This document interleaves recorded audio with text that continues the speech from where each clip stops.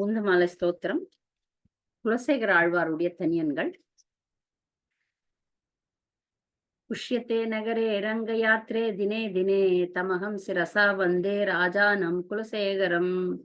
கும்பே புனர்வசௌ ஜாத்தம் கேரளே சோலப்பட்டனே கௌஸ்துபாம்சம் தராநீசம் குலசேகரம் ஆශ්‍රயே. வேதே வேத வேத்யே பரே பும்சே ஜாத்தே தசரதாத்மஜே வேத பிராச்சேத சாதாசி சாக்ஷாத் நாராயணாத்மனா.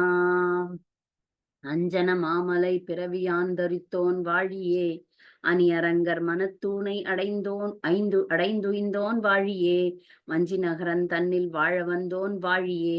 மாசி தண்ணீர் புனர்பூசம் வந்தித்தான் வாழியே. அஞ்சல என குட பாம்பில் கையிலிட்டான் வாழியே. அனவர தமி ராமகதை அழுமவன் வாழியே. செஞ்சொல் மொழி 105 செப்பினான் வாழியே. சேரலர் கோன் செங்கமலத் திருவடிகள் வாழியே. குலசேகர ஆழ்வார் திருவடிகளே சரணம்.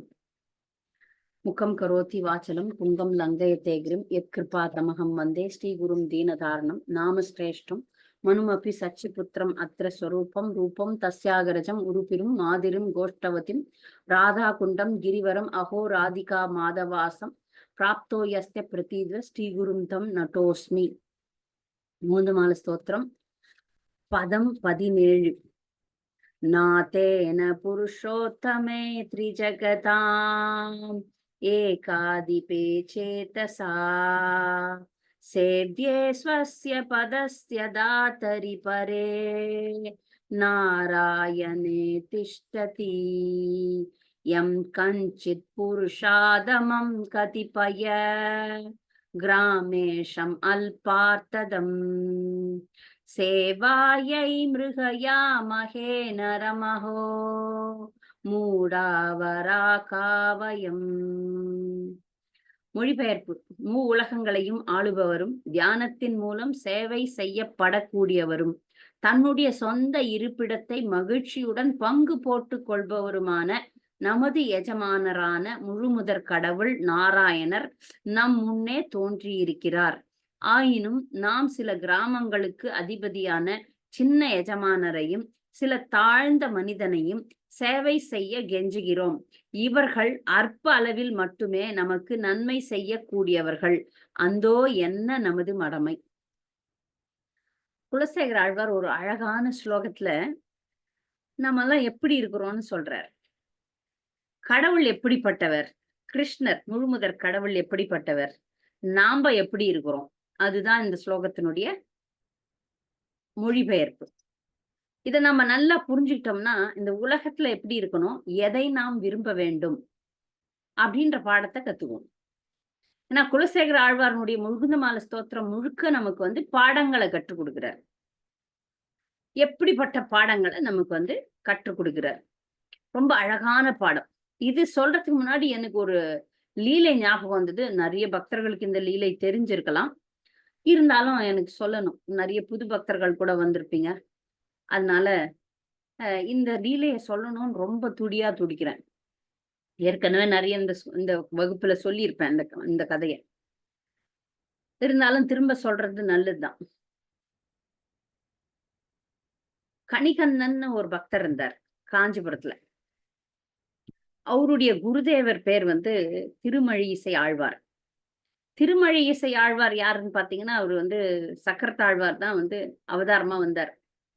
எப்படி கௌஸ்துபம் நம்முடைய குலசேகர ஆழ்வாரா வந்திருக்கிறாரோ அது மாதிரி சக்கரம் திருமழி இசை ஆழ்வார். இதெல்லாம் பெரிய பெரிய கதைகள், சின்னதுக்கு மட்டும் போலாம்.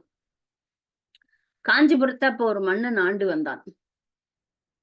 அந்த மன்னன் கணிகண்ணன் கணிகண்ணன் திருமழி இசை ஆழ்வாருடைய சிஷ்யன். கணிகண்ணன் நல்ல பாடுவார்னா கவிதையெல்லாம் எழுதுவார். அது எழுதுவார். அவர் யாருக்கு எழுதுவார்னா குருதேவருக்கும் பெருமாளுக்கும் மட்டும்தான் எழுதுவார், வேற யாருக்கும் எழுத மாட்டார். ஆனா அந்த மன்னனுக்கு ஒரு ஆசை, நான் தான் இந்த நாட்டு மன்னன்ல, நீ என்ன பாட. ஏன்னா பொதுவா மக்கள் எல்லாம் பாத்தீங்கன்னா மன்னன் பின்னாடி ஒரு கூட்டமே இருக்கும். நீங்க எந்த தலைவர்களை எடுத்துக்கிட்டீங்கன்னாலும் அந்த தலைவர் பின்னாடி ஒரு கூட்டம் நிற்கும். அது ஆன்மீக தலைவரோ, அது பௌதிக தலைவரோ, தலைவன்னு இருந்தா அது பின்னாடி ஒரு ஓடும் மந்த கூட்டம் மாரி, ஆட்டு மந்தம் மாரி ஓடுங்க. முக்கியமா ராஜான்னா, ராஜாக்கு கண்டிப்பா கூட்டம் வேணும் தானே! அப்ப ராஜா பின்னாடி கூட்டம் இருக்கும். அப்ப ராஜாக்கு அந்த மாதிரி பழக்கம் தானே! எல்லாரும் என்ன சுத்தி வரணும். என்ன ஆஹா! ஆஹா! ராஜா வரார். ஜெய் ஜெய் ஜெய் அப்படிலாம் போடணும். இப்ப இந்த ராஜாவுக்கு பக்தர்கள பத்திலாம் தெரியாது. அதனால கணிகண்ணன கூப்பிட்டாரு. "உனக்கு நெறைய பணம் தரேன். என்ன பாடு. நீ இவ்ளோ அழகா பாடுறியே, என்ன பாடுன்னு" சொன்னாரு. கணிகண்ணன் சொன்னார், "என் அரங்கனை பாடிய வாயினால் ஒரு குரங்கனை பாட மாட்டேன்னு" சொல்ட்டாரு. எவ்ளோ தைரியம் இல்ல? "என் அரங்கனை பாடிய வாயால் ஒரு குரங்கனை பாட மாட்டேன்." எவ்ளோ கோவம் வரும் ராஜாக்கு. நான் ராஜா, நான் படி அளக்குறேன் உனக்கு. நீ என்ன பாட மாட்டேன்னு சொல்லிட்டு, என்ன நெனச்சுக்கிற? உடனே கெளம்பு. ஒண்ணும் நான் உனக்கு மரண தண்டனை குடுக்கல. ஊர விட்டு தள்ளிர்றேன். போ ஊர விட்டு போ. அப்ப சொன்னாரு கணிகன், நான் இதுக்கெல்லாம் பயப்படுறதே கிடையாது. நான் வந்து பகவானுக்கு அடிமை. உனக்கு அடிமை கிடையாது. உனக்கெல்லாம் நான் பயப்பட மாட்டேன். அப்படின்னு சொல்லிட்டு அவரு கெளம்புறாரு. அப்ப சிஷ்யன் போனாருன்னா, குரு என்ன பண்ணுவாரு? குரு சொல்றாரு, "இரு, இரு நானும் வரேன். நீ என்னத்துக்கு போற? எனக்கு சிஷ்யன் இல்லாமல்லாம் இருக்க முடியாது. பக்தர்கள் இல்லாம என்னால இருக்க முடியாது. நானும் வரேன்னு" குரு சொல்றாரு. குரு பிரியமான பக்தர் இல்லையா கிருஷ்ணருக்கு, கடவுளுக்கு. அந்த பெருமாள் பேரு இப்ப கூட நீங்க போய் தரிசிக்கலாம். சொன்ன வண்ணம் செய்த பெருமாள். யதோத்காரி. அ சமஸ்கிருதத்துல அவர் பேர் யதோத்காரி. தமிழ்ல சொன்ன வண்ணம் செய்த பெருமாள். பெருமாள் வந்து பக்தன் என்ன சொல்றாரோ, அது மாரி ஆடுவாராம். பாருங்க. அப்ப நீங்கலாம் போறீங்கன்னா, நான் என்னத்துக்கு? அப்படி. நான் என்னத்துக்கு நீ கேட்டல்ல, அப்ப சுருட்டி கொள்ளடா பாயைன்னாராம். பாம்பனையை சுருட்டி கொள்ளடா பாட்டே இருக்கு. சுருட்டி கொள்ளடா பாயானோனே அவரு என்ன பண்ணாரு, ஆதிசேஷன சுருட்டி அப்படி பக்கல்ல வச்சுக்கினாரு. ஏன்னா அதான் படுக்கை. அவங்கலாம் போறாங்க, நானும் போறேன் அப்படின்னு சொல்லிட்டு 3 பேரும் போயிடுறாங்க. யோசனை பண்ணி பாருங்க, ஒரு நாட்டுல பக்தர்கள் இல்ல, பகவானும் இல்லன்னா நாடு என்ன ஆகும்? அந்த பக்தர்களுக்காகவும், பகவானுக்காகவும் தான் இருக்கிறாங்க மத்தவங்கலாம். மத்தவங்களுக்கெல்லாம் மழை பெய்யுது, மத்தவங்களுக்கெல்லாம் எல்லா சௌகரியமும் கிடைக்குதுன்னா, அது பக்தர்கள் அங்க 1, 2 பேர் இருக்கிறதுனால தான். நல்லோர் ஒருவர் இருக்கும் பொருட்டு எல்லோருக்கும் பெய்யுமாம் மழை. மழை வந்து இப்போ ஒரு நல்லவருக்காக மத்தவங்கலாம் கெட்டவங்க. அதனால எல்லாருக்கும் நான் பெய்ய மாட்டேன்னு சொல்லாது மழை. ஒரு நல்லவர் இருக்கிறாங்கல்ல, அவங்களுக்கெல்லாம் பெஞ்சு தானே ஆகணும். அதனால மற்றவர்கள்லாம் பலன் அடையறாங்களாம். இப்ப அந்த நல்லவர்களும் இல்ல, பகவானும் இல்ல. அங்க எப்படி மழை பெய்யும்? அந்த ஊரே, நாடே வந்து வறண்டு போச்சு, இருண்டு போச்சு. எதுவுமே இல்லாம போச்சு. மன்னன் உடனே உணர்ந்துடுறான். தொண்ட காணோம், துணிய காணோம்னு ஓடி வந்து கணிகண்ணன் கால்ல விழறான். திருமழை இசை ஆழ்வார் கால்ல விழறான். அங்க பெருமாள் கால்ல விழறான். மன்னிச்சிருங்க, மன்னிச்சிருங்க. வாங்க. நான் அபராதம் பண்ணிட்டேன். நான் அபராதி. நான் அபராதி. தயவு செய்து மன்னிச்சிருங்க அப்படின்னு சொல்லி கெஞ்சி கூத்தாடி கூப்பிட்டு திருப்பி வராங்க. திரும்பி வரும்போது, அந்த பெருமாள் என்ன பண்றாரு, திசை மாறி படுத்துடுறாரு. இப்ப கூட பார்த்தீங்கன்னா, பெருமாள் வந்து ஒரு அந்த திசை எனக்கு ஞாபகம் இல்ல. அப்படிதான் படுப்பாரு. ஆனா அந்த கோயில்ல மட்டும் அவரு இப்படி திரும்பி படுத்துட்டாரு. வரும்போது மறந்துட்டாரு. சரி, சீக்கிரமா படுக்க சொன்னாங்கன்னு சொல்லிட்டு, திசை மாறி படுத்திருக்கிறார். இந்த லீலை நடந்ததுக்கான சாட்சியாக. அத நாம வந்து பார்க்கலாம். இப்ப கூட நீங்க காஞ்சிபுரத்துக்கு போனீங்கன்னா, வரதராஜர மட்டும் சேவிச்சுட்டு ஓடுவோம்ல. இல்ல நம்ம வந்து சொன்ன வண்ணம் செய்த பெருமாளையும் கொஞ்சம் போய் பார்த்துட்டு வாங்க. நெறைய பெருமாள்கள் இருக்கிறாங்க. பச்சை வண்ணன், பவழவண்ணன், பாண்டவ தூதர் எல்லாம் மனப்பாடம் எனக்கு. ஏன்னா காஞ்சிபுரம் எங்க ஊருக்கு பக்கத்து ஊராச்சே. அதனால அடிக்கடி பக்தர்கள கூட்டின்னு போய் பழக்கம் ஆயிடுச்சு.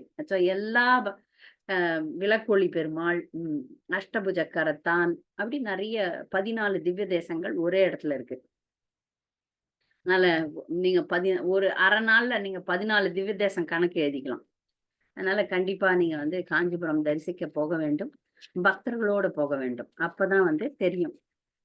பக்தர்கள் மூலமாக, காதுகள் மூலமாகத்தான் கடவுளை காண வேணும்னு பலமுறை நான் சொல்லிட்டேன். அதனால இந்த லீலையில முக்கியமா நமக்கு தேவை வந்து பக்தர்களாகிய நாம வந்து மற்ற மனிதர்களெல்லாம் அவமரியாதை பண்ணணும்னு பாடம் நடத்தல நானு. எல்லாரையுமே நம்ப மதிக்கணும். ஆனால் முதல் மரியாதை முழுமுதற் கடவுளாகிய கிருஷ்ணருக்கும், அவர்களுடைய தொண்டர்களுக்கும் தான் இருக்க வேண்டும். நாம அந்த பணத்து பின்னாடி ஓடுறது, பதவி பின்னாடி ஓடுறது, நான் பார்த்திருக்கேன் சில பேர்லாம் வந்து அப்படியே சும்மாவே ஓடுவாங்க அரசியல்வாதிங்க பின்னாடி. அது ரொம்ப செயற்கையா இருக்கும். நீங்க பார்த்திருப்பீங்க. அந்த மாரி செயற்கையா ஏன் இருக்கிறீங்க? ஏன் மூடர்களே நாம என்ன மடமையா இருக்கிறோம் சொல்றாரு. குலசேகர ஆழ்வார் சொல்றாரு. உயிர் வாழியின் நிரந்தர தர்மம் சேவை செய்வதாகும். நமக்கு நம்ம கிருஷ்ணருக்கு சேவை செய்யலன்னு வச்சுக்கோங்க. நம்மலாம் கிருஷ்ண பக்தர்களா ஆகலன்னா என்ன ஆயிடுவோம்? மனித பக்தர்களாகவும், இல்ல யாராவது நாய், பேய் பக்தர்களா மாறிடுவோம். நீங்க பாருங்க, யாருக்கெல்லாம் கிருஷ்ணர் மேல அன்பு செலுத்த முடியலையோ, அவங்கலாம் எதோ நாய புடிச்சுன்னு சுத்துவாங்க, இல்ல பேய புடிச்சுன்னு சுத்துவாங்க. ஏன்னா பேய் ஓட்டுறவங்க கூட தான் நெறைய பேர் இருக்கிறாங்கல்ல. நாய், பேய் எதுனா இந்த மாரி ஜீவராசிங்க பின்னாடி ஓடுவாங்க. இல்ல இதற்கு பல உதாரணங்கள் இருக்கு. மனிதர்கள் ஒண்ணு பொருள் பின்னாடி ஓடுவாங்க, இல்ல மனிதர்கள் பின்னாடி ஓடுவாங்க. மனிதர்கள் பக்தர்களா இருந்துட்டாங்கன்னா, அது வேற கதை. இப்போ ஒரு பக்தர்கள் பின்னாடி நம்ம போறோம், ஒரு பக்தரை மதிக்கிறோம்னா, அந்த பக்தர் எப்படியாவது நம்மள லைனுக்கு கொண்டாந்துருவாங்க. நீங்க ஜெபம் பண்ணலையா? ஜெபம் பண்ண வச்சுருவாங்க. ஏகாதசி கடைபிடிக்கல, ஏகாதசி கடைபிடிக்க வச்சுருவாங்க. தீட்சை வாங்கலையா? தீட்சை வாங்க வச்சுருவாங்க. தீட்சை வாங்கிட்டீங்களா? பிராமின் தீட்சைக்கு தள்ளுவாங்க. படிக்கலையா? படிக்க வச்சுருவாங்க. இப்படி பக்தர்கள் நம்மை முன்னேற்றிக் கொண்டே இருப்பார்கள். அதனால பக்தர்கள பிடிக்கலாம். தூய்மையான பக்தர்களை நாம் பிடித்துக் கொள்ள வேண்டும். ஆனா இந்த பக்கம் வந்தீங்கன்னா, நம்ம யாரோட சேர்றோமோ, அவங்க நம்மள கால பிடிச்சு கீழ தள்ளுவாங்க. இழுத்து கீழ தள்ளுவாங்க. அவங்கள மாதிரி ஆக்கிடுவாங்க. இல்ல அவங்கள விட மோசமா ஆக்கிடுவாங்க. அது அசத் சங்கம். ஆனா இந்த 2 தர்மம் அந்த சொல்ட்டேன்ல, ஜீவனுக்கு தர்மம் என்னது? சேவை செய்வது. நேத்து கூட கிளாஸ்ல பார்த்தோமே, ஜீவன் சும்மா இருக்க முடியாது. ஜீவனால சும்மா இரு, ஜோதியில அப்படியே கண்ண மூடின்னு இரு அப்படின்னா இருக்க முடியாது. அது தண்டனை. என்னதான் சந்தோஷமா ஒரு பௌதிக துன்பம் இருக்காது. பிரம்ம ஜோதியில் பௌதிக துன்பம் கிடையாது. ஆனால் இன்பமும் இல்ல. அங்க பேசாம இருக்கணும். பேசாம இருக்க முடியுமா நம்மால? செயல்படாமல் இருப்பது என்பது ஜீவனுக்கு உரிய லட்சணமே கிடையாது. ஒரு நாய வச்சு வாய கட்டி போட்டா அது எப்படி இருக்கும்? நாயினுடைய இயல்பு குலைப்பது. மீனினுடைய இயல்பு தண்ணீரில் நீந்துவது. மீன போய் நீந்தாதன்னு சொல்ல முடியுமா? குயிலுடைய இயல்பு கூவுவது. மகிழுடைய இயல்பு ஆடுவது. அப்படின்னு இயல்பு இருக்குல்ல. அது பண்ணாதான் அந்த ஜீவராசி. உப்பு அப்படின்னா அதனுடைய இயல்பு என்ன? உப்பினுடைய இயல்பு கரிப்பது. அது கரிக்கலன்னா அது உப்பு கிடையாது. அதுபோல ஜீவராசிகளுடைய இயல்புன்னு ஒண்ணு இருக்கு. அந்த இயல்பு சேவை செய்வது. அவ்வளவுதான். இந்த சேவை செய்வது கிருஷ்ணருக்கா? மாயைக்கா? கிருஷ்ணருக்கு சேவை செய்யலன்னா மாயைக்கு சேவை செய்வோம். கண்டிப்பா. கேரண்டி. கேரண்டீடு சேவை. இது இல்லன்னா அது செஞ்சு தான் ஆகணும். சேவை செய்வது ஜீவனுடைய இயல்பு. அதனால சேவை கிருஷ்ணருக்கு செய்யலன்னா அது நாய்க்கு செய்யும், பேய்க்கு செய்யும், இல்ல சொந்த பந்தங்களுக்கு செய்யும், எஜமானனுக்கு செய்யும். அப்போ பிரபுபாதர் இங்க ஒரு உதாரணத்த சொல்றார். என்ன உதாரணம்? அப்படிங்கும்போது, ஒரு கிராமத்துல ஒரு ஆள் இருந்தான். அந்த ஆளுக்கு இப்ப எல்லாருக்குமே அது தோணும். மிக உயர்ந்தவர்களோட இருக்கணும் அப்படின்ட்டு அது இயல்புதான். மிக உயர்ந்தவர்களாக இருக்கிறதுனால தான் கிருஷ்ணர நம்ம வணங்குறோம். அவர் முழுமுதற் கடவுள்ன்றதுனால தான் அவர வணங்குறோம். அவரு தொண்டனா இருந்தோம்னா, அவருக்கு முழுமுதற் கடவுளா நம்ம நினைக்க மாட்டோம். ரைட்டா? இப்ப அந்த கிராமத்துல இருக்கிற அந்த படிக்காதவர் என்ன நெனச்சார்? நம்ம இருக்கிறதே ஒஸ்தியானவங்களுக்கு தான் சேவை பண்ணணும் அப்படின்னு நெனச்சார். அப்ப அந்த பஞ்சாயத்து தலைவர் இருந்தாரா? அவருக்கு போய் சேவை செஞ்சார். அவர பொறுத்தவரைக்கும் அந்த பஞ்சாயத்து தலைவர் தான் எல்லாம். அவர்தான். அதனால அவருக்கு போய் சேவை செய்றார். அந்த பஞ்சாயத்து அடிக்கடி பார்க்குறாரு. பஞ்சாயத்து தலைவர் ஊர விட்டு அடிக்கடி போறாரு. எங்க போறாருன்னு பார்த்தா, மாவட்ட தலைவருக்கு போய் வேலை செய்றாரு. மாவட்ட தலைவருக்கு கிராமத்துல நடக்கிற நடவடிக்கைகள், செய்ற வேலைகள் எல்லாம் போய் அங்க ரிப்போர்ட் பண்றாரு. அப்ப அந்த கிராமத்துக்காரர் நெனச்சாரு, அப்ப இவர விட அந்த மாவட்ட தலைவர் பெரிய ஆள் போல இருக்கே. அப்ப இவர விட்டுட்டு அவருக்கு போய் சேவை பண்ண ஆரம்பிச்சாரு. அங்க போய் நான் உங்களுக்கு சேவை பண்றேன் அப்படின்னு சொல்லிட்டு சேவை பண்றாரு. ஆனா அந்த மாவட்ட தலைவர் என்ன பண்றாரு, அவர் மாநில தலைவர் இருப்பார்ல, அந்த மாநில தலைவருக்கு போய் சேவை பண்றாரு. அப்போ இவர விட்டுட்டு மாநில தலைவருக்கு அவர் போறாரு. இப்படியே படிப்படியா ஒரு வட்டம், பெரிய வட்டம், சின்ன வட்டம், பெரிய வட்டம், பெரிய வட்டம்னு போய் அது மன்னன் கிட்ட போய் முடிஞ்சது. இந்த நாட்டுக்கே பெரிய ஆள் யாரு? நம்முடைய பிரதம மந்திரி தான். அப்ப பிரதம மந்திரி நமக்கு இப்ப காலத்துல. அந்த காலத்துல மன்னன். அப்ப மன்னனுக்கு தான் சேவை செய்யணும்னு மன்னன் கிட்ட போய் சரணடைறார். நான் உங்களுக்கு சேவை செய்றேன் அப்படின்னு சொல்லிட்டு. ஆனா மன்னனை இவர் பாக்குறாரு. அந்த மன்னன் காட்டுல இருக்கிற ஒரு முனிவருக்கு போய் சேவை பண்றாரு. அவருக்கு போய் தலை வணங்குறாரு. அவர வந்து புகழுறார். அவர்கிட்ட பணிவிடை செய்றார். அப்ப அந்த முனிவர் தான் ஒஸ்தி. அதனால அங்க போலான்னு அங்க போனோனே அந்த முனிவர் சொல்றாரு, "நான் ஒஸ்தி இல்ல. கிருஷ்ணர் கோயில் இருக்கு. அவரு தான் ஒஸ்தி. நம்ம எல்லாரும் சேர்ந்து அவருக்கு தான் சேவை செய்யணும்." அப்படின்னு சொல்லி அவர பக்தராக்கி, பகவத் பக்தராக்கி கோயில்ல சேவை பண்ண வைக்கிறார். இப்ப பிரபுபாதர் இந்த கதைய சொல்லிட்டு, நாம வந்து அல்டிமேட்டா, இறுதி இலக்கு நமக்கு வந்து கிருஷ்ணர் தான். அவர் எவ்வளவு கருணை வாய்ந்தவர்ன்னு குலசேகர ஆழ்வார் சொல்றார். உலகங்கள ஆள்றவர். தியானத்தின் மூலம் சேவை செய்யப்படக்கூடியவர். நாம அவருக்கு சேவை செய்யலாம் தியானத்தின் மூலம். அப்படி நம்ம அவருக்கு சேவை செஞ்சோம்னா, அவர் என்ன பண்ணுவார்ன்னா, தன்னுடைய இருப்பிடத்தை நமக்கு குடுத்துருவாராம். பங்கு போட்டு கொடுப்பாராம். தனது சொந்த இருப்பிடத்தை மகிழ்ச்சியுடன் பங்கு போட்டுக் கொள்பவருமாகிய அப்படின்னு இருக்கு. அப்ப கிருஷ்ணரை நாம் வணங்கினோம்னா, பகவானை நாம் வணங்கணும்னா, நமக்கு உயர்ந்த இடத்தை குடுப்பாரு. பகவான் என்ன சொல்றாருன்னா, நான் வந்து என் வசம் இல்லை, என் பக்தர்கள் வசம் இருக்கிறேன்னு சொல்றாரு. அந்த அளவுக்கு தன்னையே குடுத்துருவாராம். தன்னையே கொடுக்க தயாராக இருக்கும் முழுமுதற் கடவுள், இந்த உலகத்தையே ஆள்பவர், அதிகாரி. அவரிடம் சரணடைத விட்டுட்டு மாயாவிடம் நம்ம சரணடைறோமே, என்னடா இது மூடத்தனம்? என்னடா இது மூடத்தனம்? ம். நெறைய மக்கள்லாம் பாத்தீங்கன்னா, கோயிலுக்கு வர்ற இந்த ஒரு முறை சென்னை கோயில்ல கும்பாபிஷேகம் நடந்தது. சென்னை கோயில்ல வந்து கும்பாபிஷேகம் நடக்குது. ஒரு நிமிஷம். ஃபோன ஸ்விட்ச் ஆஃப் பண்ணல. இல்ல வந்துன்னே இருக்கும். சென்னை கோயில்ல கும்பாபிஷேகம் நடக்குது. அங்க ஒரு சினிமா நடிகை வந்திருந்தாங்க. மக்கள்லாம் பகவான பாக்கறத விட்டுட்டு அந்த சினிமா நடிகைய பாக்க ஆரம்பிச்சுட்டாங்க. எல்லாரும் போய் அவங்களோட சேர்ந்து ஃபோட்டோ எடுத்துக்கிறதும். அந்த அம்மா வயசான கிழவி. ஆனா அந்த அம்மாக்கு கொஞ்சோண்டு பக்தி இருக்கு. அதனால வந்தாங்க கோயில் தொடக்க விழாவுக்கு, கும்பாபிஷேகத்துக்கு. அப்ப வர்ற மக்கள்லாம் பகவான விட்டு அந்த அம்மாவ பாக்குறாங்க. அந்த அம்மாக்கே ஒரு மாதிரி ஆவுது. என்னடா இதுன்ட்டு.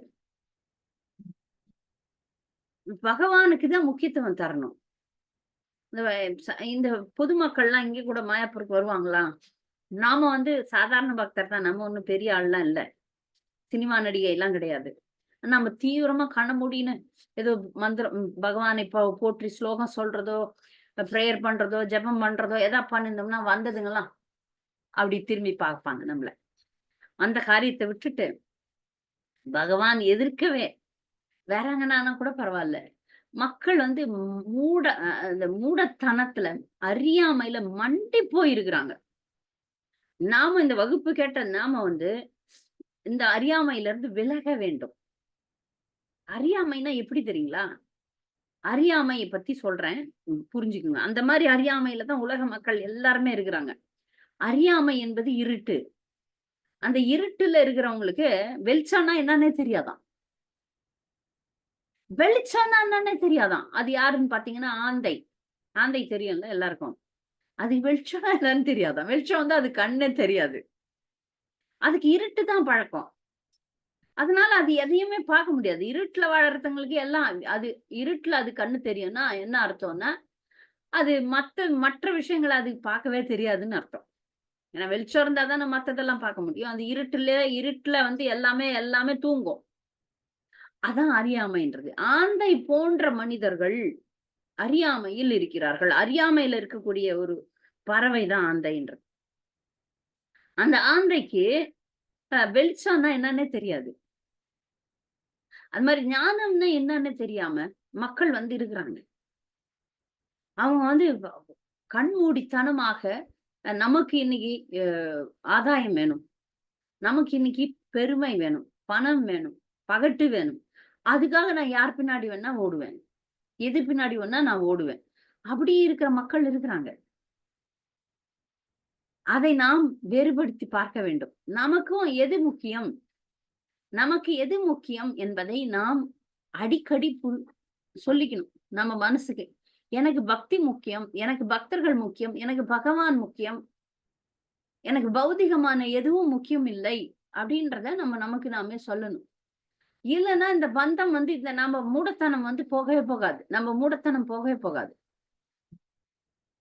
மூடத்தனம்ன்றது வந்து எப்படின்னா அந்த பொருள் மேல பற்று, மனிதர்கள் மேல பற்று, பௌதிகமான மனிதர்கள் மேல வைக்கிற பற்று, மூடத்தனமான பற்று நம்முடைய பக்தியை அழிக்க கூட செய்யும்.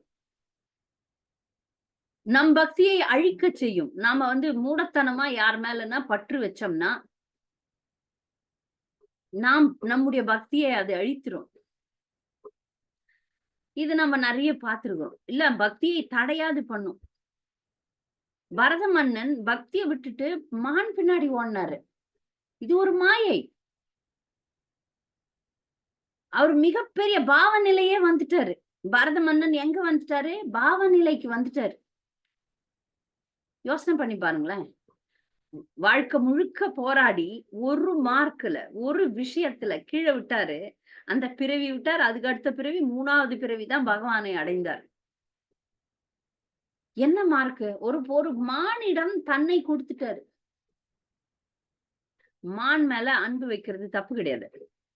ஒரு ஜீவராசி தாய் இல்லாம வந்திருக்கு. தாய் இல்லாத குழந்தைகள் மேல அன்பு வைக்கிறது தப்பு கிடையாது. ஆனா மன்னன் எல்லாத்தையும் விட்டுட்டு வந்தார்.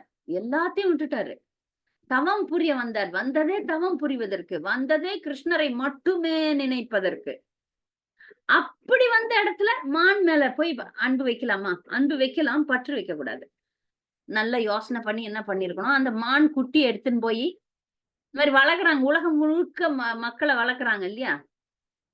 உலகம் முழுக்க இந்த மாதிரி ஆடு, மாடு எத்தனையோ பேர் என்னென்னவோ பண்றாங்க. அங்க எடுத்துன்னு போய் சேர்த்துட்டு இருக்கலாம். அவரு மன்னன் தானே, அவருக்கு தெரிஞ்சிருக்கணும். இந்த மானுக்கு என்ன தவிர வேற ஆரும் இல்லை அப்படின்னு நினைச்சிட்டாரு. அந்த மானை கொண்டு போய் எங்கன்னா சரணாலயத்துல விட்டுருக்கலாம். பாத்துங்கப்பா அப்படின்னு. இல்ல சரணாலயம் இல்லைன்னா மான் கூட்டங்கள் இருக்கும், அங்க விட்டுருக்கலாம். அதை படைத்தவன் அதை வளர்ப்பான். நான் தான் வளர்க்கணும்னு நினைச்சிட்டாரு. நிறைய பேர் நம்ம அப்படிதான் நினைக்கிறோம். இந்த வீட்டுல நான் தான், என்னை விட்டா வேற யாரும் செய்ய முடியாது. நாம செத்து போயிட்டோம்னா வாழ்வாங்க மக்கள். நான் செத்து போயிட்டேன்னா இவங்க எல்லாம் வாழ மாட்டாங்களோன்னு வேற நினைக்கிறோம் நம்ம. அப்படிலாம் இல்ல. அப்படி இல்ல. நம்ம போனா மறுநாளே மறு நிமிஷமே எல்லாரும் சரியாயிடுவாங்க. நாம நினைச்சுக்கிறோம் நம்ம ஒரு மாயையில இருக்கிறோம். நான் தான், நான் தான், நான் தான், நான் தான். நான் இல்லை. நான் இல்லைனாலும் இவங்க எல்லாம் வாழ்வாங்க. நான் இல்லைனாலும் வேலை நடக்கும். இத நம்ம எப்ப புரிஞ்சுக்கிறோமோ, அப்ப தேவையானதை மட்டும் செஞ்சு, சுருக்கமா செஞ்சுட்டு, நாம ஜெபம் பண்றதுலயும், நம்மை முன்னேற்றிக் கொள்வதிலும் நாம் பாடுபடுவோம். அப்ப நமக்கு வந்து அன்பு இருக்கும், அக்கறை இருக்கும். ஆனால் பற்று இருக்காது. அடிக்கடி சொல்ற விஷயம் அதான்.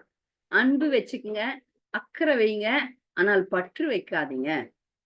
பற்று என்பது நம்மை கீழே தள்ளும். அன்பு வைக்கணும். கண்டிப்பா குடும்பத்தின் மேல அன்பு வைக்கணும். செய்ய வேண்டிய கடமைகளை செய்யணும். ஆனால் அதையே கடவுளுக்கு சமமா செய்யக்கூடாது. இந்த அன்பை நீ கடவுளிடம் வைச்சா நீ முன்னேறிவிடுவ அப்படின்னு ஒரு அட்வைஸ் நம்ம வாங்கக்கூடாது. பில்வமங்கல டாக்கூர் வாங்கினாரு அந்த மாதிரி. இந்த கதை சமீபத்துல சொன்ன மாதிரி ஞாபகம் இருக்கு. இருந்தாலும் நான் சொல்லிடுறேன். இதுவும் அப்படிப்பட்ட ஒரு கதை தான். இதெல்லாம் நம்ம திரும்ப திரும்ப திரும்ப கேட்டோம்னா தான் நமக்கு வந்து பௌதிக அந்தத்துல இருந்து விடுதலை கிடைக்கும். பில்வமங்கல டாக்கூரார் வந்து ஒரு பெரிய பாடகர். இந்த பாடகர்களுக்கு எல்லாம் பெரிய பிரச்சனை இருக்கு. பிரசங்கம் பண்றவங்களுக்கு எல்லாம் அவ்வளவு பிரச்சனை வராது. ஏன்னா அவ்வளவு ஃபேன்ஸ் எல்லாம் வரமாட்டாங்க. ஏன்னா பிரசங்கம் பண்ணும்போது தத்துவமா நிறைய சொல்லிட்டோம்னா நிறைய பேருக்கு பிடிக்காது. ஒரு சில பிரசங்கங்கள்லாம் நான் விரும்பி கேட்பேன். அந்த விரும்பி கேட்கிற பிரசங்கத்தை பௌதிகவாதி இதையா கேட்கிற, போர் அடிக்குது அப்படின்னு அழுதவங்களெல்லாம் நான் பார்த்திருக்கேன். நமக்கு ஆன்மீகவாதிகளுக்கு பிடித்த விஷயம் பௌதிகவாதிகளுக்கு பிடிக்கிறது இல்ல. அதனால பிரசங்கம் பண்றதுக்கு ஃபேன்ஸ் நிறைய வராது. பாடுறவங்களுக்கு ஃபேன்ஸ் நிறைய. இப்ப பில்வமங்கல டாக்கூர் வந்து நல்ல பாடக்கூடிய ஒரு பக்தரா இருந்தார். இதுல வந்து கொஞ்சம் மாயையும் அதிகமாகும். பாடுறவங்க எல்லாம் நிறைய சீன் போடுறாங்க. முடி இப்படி இப்படி வச்சுப்பாங்க. இஸ்கான்ல எல்லாம் அதெல்லாம் பார்த்து தயவு செய்து பக்தர்கள் மயங்காதீங்க. அப்படிப்பட்டவங்க பாட்டெல்லாம் கூட கேட்காதீங்க. உள்ள அதெல்லாம் கேட்டீங்கன்னா முன்னேற்றம் வராது. இப்படிலாம் தலைய வச்சுப்பாங்க. இப்படி இப்படி தலைய வச்சுப்பாங்க. இப்படி தாடி, மீசெல்லாம் தொங்கும். என்னென்னவோ பண்ணுவாங்க. அதெல்லாம் குழந்தைகள்லாம் பாவம் மாயா நீங்கலாம் ஊர்ல நல்லா இருக்கிறீங்க. நீங்கலாம் இந்த YouTubeலலாம் கண்ட பாட்டெல்லாம் கேட்டு கெட்டு போயிடாதீங்க. பிரபுபாதது கேளுங்க. தூய பக்தர்களது கேளுங்க. அப்படி பாடுறவங்களுக்கு நெறைய ஃபேன்ஸ் உண்டு. அது ஒரு மாயையில ஓடும். அதனால இந்த பாடுறேன்னு ஓடுறவங்கலாம் மாயையில நெறைய விழறதுக்கு வாய்ப்பு இருக்கு. பில்வமங்கல டாக்கூர் பாடுறவர். அதனால பாட்டு மயங்குறாங்கல்ல எல்லாரும். அது கொஞ்சம் சினிமேட்டிக்கா போகும். அப்போ ஒரு விலை மாது அவருடைய பாடலை பார்த்து மயங்கி அவங்க வீட்டுக்கு கூப்பிடுறாங்க. அவங்க ஒரு அழகிய விலை மாது. சிந்தாமணின்னு பேரு. வாங்க சாப்பிடுறதுக்கு வீட்டுக்கு வாங்கன்னு கூப்பிடுறாங்க. இவரும் அப்படியே போறாரு. மயங்கி ஊர்ல பெரிய மனுஷன் கூப்பிடுறாரு. அங்க போகாம இந்த சிந்தாமணி வீட்டுக்கு போறாரு. கூப்பிட்டது யாரா இருந்தா நான் போய் சாப்பிடுறதுக்கு போறேன்னு. ஆனால் அங்க போன இடத்துல அவள் பெண். அதனால இவர் வந்து பற்றுதல் கொள்கிறார். முக்கியமா அந்த பிரம்மச்சாரிகளுக்கு இது வந்து பரிந்துரைக்கப்படுகிறது. பெண்களோட எந்த காரணம் கொண்டும் அதிகமாக பழக்கம் வச்சுக்கூடாதுன்னு. அதே போல பெண்களுக்கும். தன் கணவனை தவிர மற்ற ஆடவர்கள் கிட்ட இருந்து ஒரு படி பின்னாடி தான் இருக்கணும். முன்னாடி வரக்கூடாது. தேவையான அளவு மட்டும்தான். அப்ப இவங்க தேவையில்லாமல் நெறைய பழகுனதுனால அங்க பற்றுதல் ஏற்பட்டது. அதுவும் அவள் விலை மாது. அவளுக்கு ஒரு தரமான ஆள் கிடைச்சா சரியா போச்சு. கதை முடிஞ்சு போச்சு. பில்வமங்கல டாக்கூர் வேற எங்கேயும் பாட்டு பாடுறதுக்கே போறதில்ல. தினமும் சிந்தாமணி வீடுதான். அவர் வேற பணக்காரர். அதனால அவர் பாடி சம்பாதிக்கணும்ன்ற அவசியமும் இல்லாமல் இருந்தது. ஆனால் ஒரு நாள் என்னாச்சு, அவங்க அப்பா செத்துட்டார். இறந்து விட்டார். அப்பா இறந்திருக்கிறார். ஈமக்கிரியை செய்யணும் ஒரே மகன். ஆனா ஈமக்கிரியை எல்லாம் செய்ய முடியாது. ஏன்னா அன்னைக்கு சிந்தாமணி வீட்டுக்கு போக முடியலையேன்ற வருத்தம் தான் அதிகமா இருந்ததே தவிர, அப்பாவுக்கு ஈமக்கிரியை செய்யணும்ன்ற அக்கறை கூட இல்ல. அன்னைக்கு மழை கொட்டுது, புயல் அடிக்குது. ஆனால் ஆற்றை கடந்து போகணும். ஆற்றை எப்படி கடக்கிறதுன்னா, படகோட்டிலாம் சொல்லிட்டான், நான் சாக விரும்பல. நீ எவ்வளவுனா பணம் குடுத்தாலும் நான் சாக விரும்பல. நான் வரேன் படகெல்லாம் ஓட்ட மாட்டேன்னு சொல்லிட்டு போயிடுறான். இவர் பாக்குறாரு ஒரு பொணம் அடிச்சுன்னு வருது. அந்த பொணத்து மேல படுத்துன்னு போறாரு. அந்த கரைக்கு வந்துடுறாரு. அந்த கரையில இருந்து எழுந்து ஓடுறாரு. ஓடி போய் சிந்தாமணி வீட்டு கதவு தட்டுறாரு. மழையில அவளுக்கு காது கேட்கல. அவ மாடியில எங்கேயோ இருக்கிறா. சரின்னு மாடிக்கு பார்க்கலாம். கதவு தான் மூடி இருக்குதுன்னு வெளி பக்கமா பார்த்தா ஒரு கயிறு தொங்குது. சரி அந்த கயிறு புடிச்சுன்னு மேல ஏறிடலான்னு கயிறு புடிச்சு ஏறி வெளிய வந்து பார்த்ததுக்கு அப்புறம் பார்த்தா அது கயிறு கிடையாது, பாம்பு. அந்த அளவுக்கு இவ்வளவு விஷயங்களை பார்க்க முடியாத அளவுக்கு வெறித்தனமாக இருந்தது. காமம். அப்ப சிந்தாமணி யாருன்னு கேட்டா முற்பிறவி குருதேவன்னு சொல்லுவாங்க. அப்ப நீங்க உடனே கேள்வி கேட்காதீங்க. முற்பிறவி குருதேவ் வந்து விலை மாதுவா பிறவி எடுத்து வந்தாரான்னு. குரு தத்துவம் என்பது நமக்கு கிருஷ்ணர் வந்து அந்த படிப்பினையை எங்க தரணும்ன்றத ஒரு ஒரு கருவி மூலமா நமக்கு தந்துருவார். குருதேவ் விலை மாதுவா வரல. ஆனா கிருஷ்ணர் அந்த குருவின் அறிவுரையை அந்த சிந்தாமணி மூலமா குடுத்துட்டார். அந்த வாயில வந்து உட்கார்ந்துட்டார் அப்ப. குருதேவும் சரி, கிருஷ்ணரும் சரி. நமக்கு இப்ப பாடம் கிடைக்கணும் அப்படின்னா, நமக்கு பாடம் கிடைச்சிரும். அந்த அந்த பாடத்தை யார் மூலமாவது நமக்கு குடுத்துருவாரு கிருஷ்ணர். ஏன்னா ஏற்கனவே பக்தி செய்தவர். இவர் இப்படி பாழா போறத பகவான் விரும்பல. ஒரே ஒரு வார்த்தை. இந்த அன்ப நீ கிருஷ்ணர் மேல வச்சினா என்ன நடக்கும்? சிந்தாமணி அவ்வளவுதான் சொன்னா. நீ பொணத்து மேல ஏறி வந்த, பாம்பு புடிச்சு மேல வந்த. இந்த அன்ப நீ கிருஷ்ணர் மேல வச்சேன்னா என்ன ஆகும்? நாம அந்த மாதிரி நமக்கு சொல்லிக்கணும். நாம அந்த மாதிரி நிறைய அன்பு வைக்கிறோம். மேபி ஒரு பொருள் மேல வைக்கிறோம். ஒரு பொண்ணு போன் மேல வைக்குது அன்ப. மனிதர்கள் மேலனாலும் கொஞ்சம் நியாயமா தெரியுது நமக்கு. போன் மேல ஒரு பொண்ணுக்கு அன்பு. என்ன பண்ணாங்க? செத்து போயிட்டா அந்த பொண்ணு. செத்து போயிட்டா, பணத்தை எடுக்க முடியலங்க. என்னான்னு பார்த்தா, அப்புறம் அவங்க அம்மா, அப்பா சொன்னாங்க, எந்நேரம் ஃபோன் தான் வச்சுன்னு இருப்பா. ஃபோன வச்சிருங்க, பணம் லைட் ஆயிடும். ஃபோன அந்த டெட் பாடி பக்கத்துல வச்சுட்டாங்க. பணத்த தூக்க முடியுது. பாத்துங்க. அப்போ நாம வந்து இந்த ஃபோன் மேல அந்த பொண்ணு வச்சிருந்த அன்ப, கிருஷ்ண நாமத்து மேல வச்சிருந்தா எத்தனை பிறவி எடுக்க வேண்டிய அவசியம் இருக்குமா? நாம் பல விஷயங்கள் மேல வைக்கிற அன்ப நாம கிருஷ்ணர் மேல வச்சோம்னா இந்த பிறவியிலேயே போயிடலாம் கிருஷ்ணர்கிட்ட. அத மட்டும் நம்ம இன்னைக்கு வகுப்புல புரிந்து கொள்வோம். பில்வமங்கல டாக்கூரருக்கு உடனே புரிஞ்சுது. அடடா!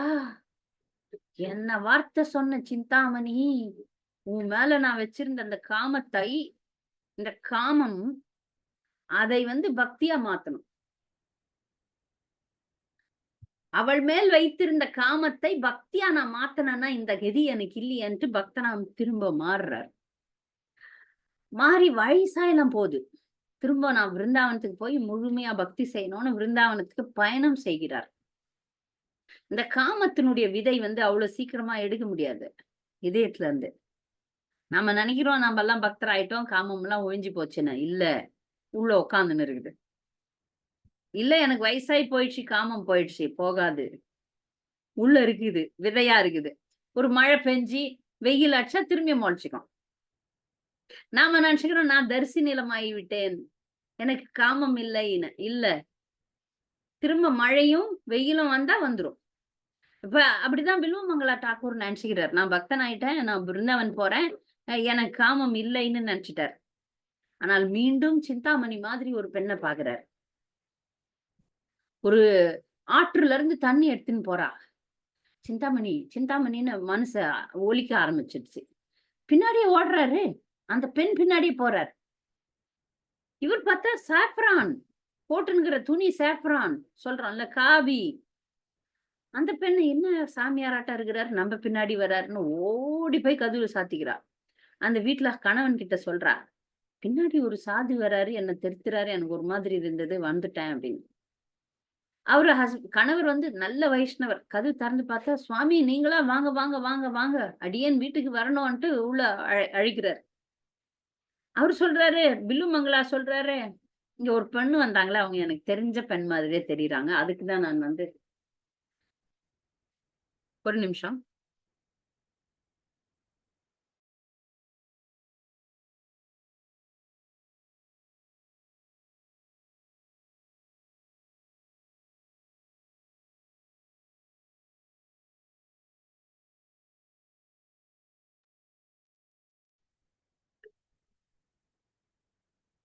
இந்த வீட்டுல ஒரு பெண் வந்தா, அந்த பெண் எனக்கு தெரிஞ்ச பெண் மாதிரி தெரியறானா? இல்லம்மா, இல்ல அவர் என்னுடைய மனைவி.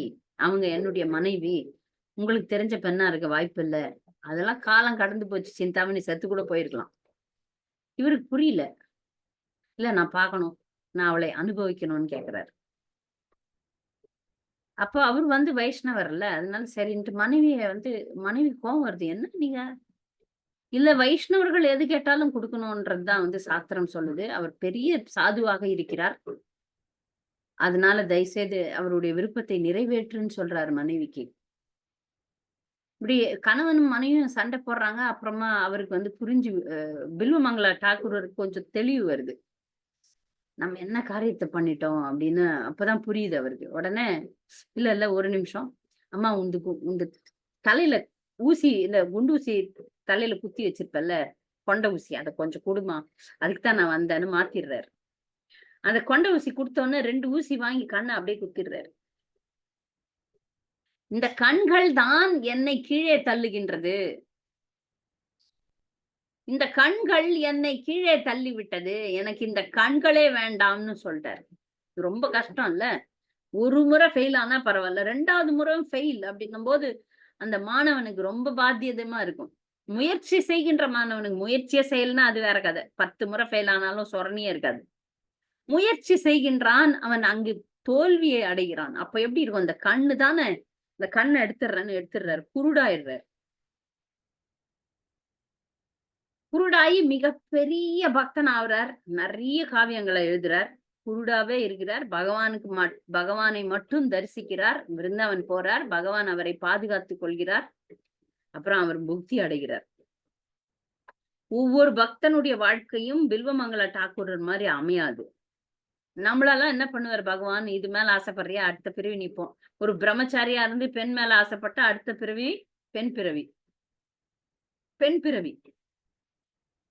நம்ம இஸ்கான்ல இது உண்மையா நடந்தது.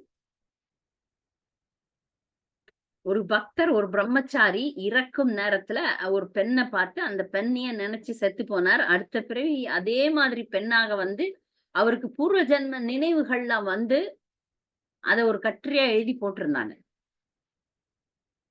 அப்படியே அந்த பிரம்மச்சாரியினுடைய வாழ்க்கைய அவர் போய் அந்த அம்மா போய் படிச்சு பார்த்து, இதுக்கும் எனக்கும் ரொம்ப சம்மந்தம் இருக்கிற மாரி இருக்கு. அப்படின்னு அந்த அந்த பிரம்மச்சாரி யாரோட நண்பரா இருந்தாரோ, அந்த மனிதனையே இவரு கல்யாணம் பண்ணிக்கிறாங்க, இந்த அம்மா. அதெல்லாம் அந்த வர்ணனை அந்த கட்டுரையில வந்திருந்தது. அப்ப வந்து பூர்வ ஜென்மத்துல எது மேல நம்ம பற்று வைக்கிறோமோ, அது நமக்கு மீண்டும் ஒரு பிறவியை தரும்.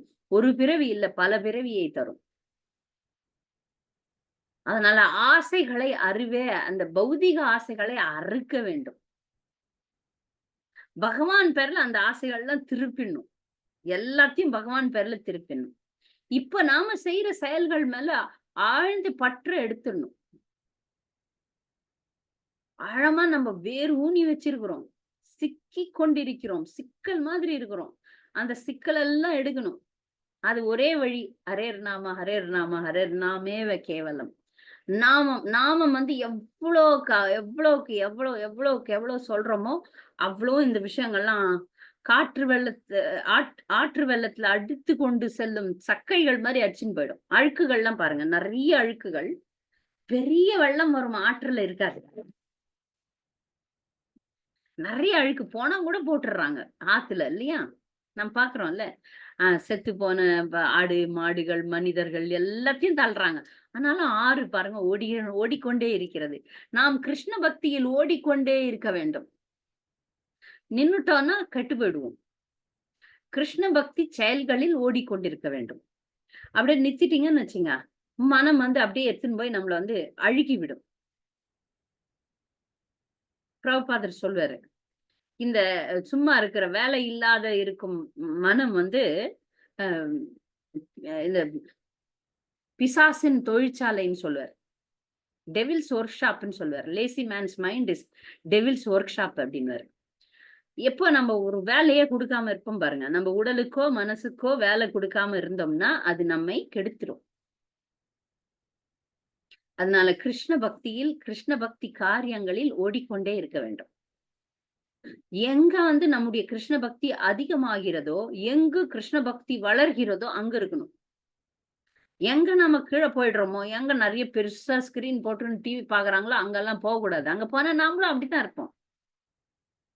நாம அப்படி மாறிடுவோம். ஒரு நிமிஷத்துல மாறுவோம். நீங்க வேணா டெஸ்ட் பண்ணி பாருங்க. ஒரே நிமிஷத்துல. இப்பல்லாம் அதுக்கெல்லாம் டெஸ்டே வேணாம். நம்ம கையிலேயே நம்ம ஒரு பெரிய கொள்ளிக்கட்டைய கையில வச்சுன்னுக்குறோம். நமக்கே நம்ம கொள்ளி வச்சு கொள்ளிக்கட்டை நம்முடைய அருகிலேயே இருக்கிறது. அடிக்கடி கொஞ்சம் தூரம் வச்சிரணும். தூரம் வைக்கிறேன்னு சொல்லிட்டு குருதேவ் கூப்பிட்டா கூட ஃபோன் எடுக்காத பக்தர்கள்லாம் இருக்கிறாங்க. குருதேவர் கூப்பிடுறாரு. ஆனா அவங்க ஃபோன் எடுக்க மாட்டாங்க. அந்த மாரியும் இருக்கிறாங்க. அது எதுக்குன்னு எனக்கே தெரியல. அவசியமான விஷயங்கள்ல ஃபோன் எடுக்கணும். ஆனா, பெரும்பான்மையான நேரத்துல அத தள்ளி வைப்பது நல்லது. ஏன்னா, இல்லன்னா அது நம்ம இப்ப சொன்ன மாதிரி அடுத்த செகண்ட், அடுத்த நிமிஷம் நம்மள கீழ தள்ளிடும். இந்த நிமிஷம் நம்ம நல்ல சங்கத்தோட, பக்தர்களோட, குலசேகர ஆழ்வாருடைய முகுந்தமால ஸ்தோத்திரத்தை கொண்டாடிக் கொண்டிருக்கிறோம்.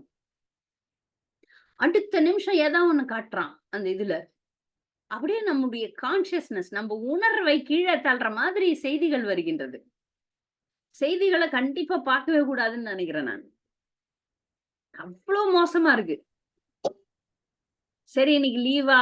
இல்ல இன்னைக்கு யாருன்னா ஒரு முறை நான் எந்த அளவுக்கு இருந்தேன்னா, அ ஜனாதிபதி செத்துட்டாரு நம்ம நாட்ல. எனக்கு அப்பல்லாம் ஃபோன் கிடையாது, நியூஸ் பேப்பர் கிடையாது, எதுவும் கிடையாது. அந்த மாதிரி ஒரு சூழ்நிலையில வாழ்ந்தேன். ஒரு 1 வருட காலம். இப்ப நல்லா இருந்தேன். நெறைய பாகவதம் படிச்சேன், ஸ்லோகம் சொன்னேன். எதுவுமே கிடையாது. ஆனால் இப்போ காலகட்டத்தில அப்படி கிடையாது. யாருன்னா இங்கருந்து வராங்கன்னா கூட மெசேஜ் அனுப்புறாங்க. நாங்க வரோம். கதவு தரங்க. எதுக்கு பாரு ஃபோன் தான். ஃபோன் தான். முடிந்த அளவுக்கு அந்த ஃபோனிலிருந்து விலகி இருப்போம். அது மேல பற்றும் வைக்காமல் இருப்போம். பற்று இருக்குதா இல்லையான்னு கொஞ்சம் செக் பண்ணிக்கங்க. ஃபோன் இல்லாம உங்களால ஒரு நாள் இருக்க முடியுதா? சொந்த பந்தங்களுக்கெல்லாம் சொல்லிட்டு, "ஃபோன் நான் எடுக்க மாட்டேன்" அப்படின்னு சொல்லிட்டு ஃபோன ஸ்விட்ச் ஆஃப் பண்ணி தூர போட முடியுதா? பாருங்க.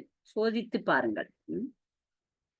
பௌதிகமோ, ஜீவராசிகள் மேலயோ, பௌதிக பொருட்கள் மேலயோ, இல்ல நம்முடைய சொந்த பந்தங்கள் மேலயோ, அளவுக்கு அதிகமான பற்று எனக்கு இருக்கிறதா? அப்படின்றது தான் டெஸ்ட்.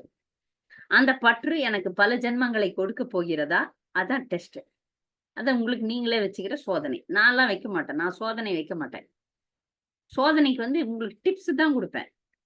நீங்க நான் உங்களுடைய வாழ்க்கையில இப்ப நெறைய பேருக்கு பாடம் நடத்துறேன். ஆனா நான் பர்சனலா கிட்ட போய், இது மாரி பண்ணுங்க, அது மாரி பண்ணாதீங்க. இது உங்களுக்கு பாத்தியதை எனக்கு கண்ணுக்கு நல்லாவே தெரியும். ஏன்னா இதே தான் என்னுடைய தொழில். என்னுடைய குருதேவர் என்ன இப்படிதான் பயிற்சியே பண்ணி வச்சிருக்கிறார். ஆனாலும், இப்ப நான் இன்னொரு பயிற்சி எடுத்துக்கிட்டேன். நான் தவறுகளை காண்பேன். ஆனா சொல்ல மாட்டேன். பக்தர்களே ஒரு நிமிஷம். மழை பெய்கிறது. ஒரே நிமிஷம்.